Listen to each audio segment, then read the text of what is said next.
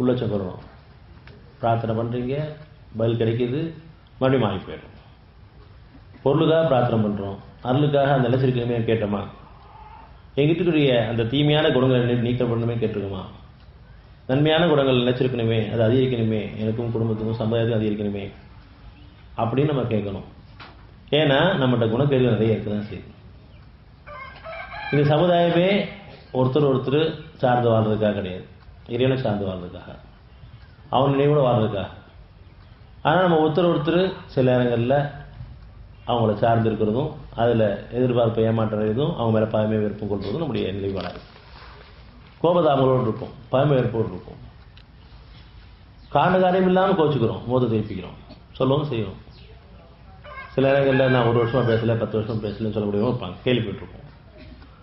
நம்ம எந்த அவகாசம் கொடுக்குறோமோ, இவெல்லாம் நான் பேசாமல் இருக்கிறேன்னா அந்த அவகாசம் நம்ம கொடுக்கப்பட்ட அவகாசம். 10 வருஷமாக பார்க்குறேன், இன்னும் ஒருத்தர் பேசாமல் இருக்கிறேன்னு சொன்னால் எந்த அளவுக்கு பெருமை இருக்குது, பணிவில்லை. பெருமையாக சொல்லுவாங்க, எங்கள் அம்மாட்ட நான் 10 வருஷமாக பேசலை, எங்கள் அப்பாட்ட 5 வருஷமாக பேசலை, மாமியார்ட்ட பேசலை, இப்படிலாம் நம்ம கேள்விப்பட்டிருக்கோம். இப்பயும் பேசாமல் இருக்கிறது இருக்குது.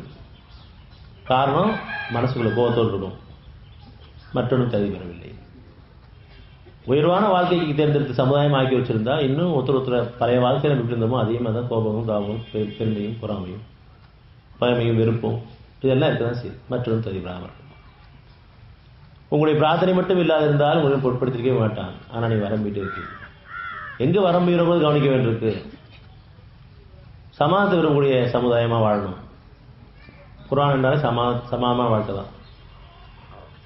அந்த வாழ்க்கைக்காக தேர்ந்தெடுக்கப்பட்டிருக்கோம். இறைவன் உங்களை சமாதானமிக்க வாழ்விடம் அழைக்கிறான்.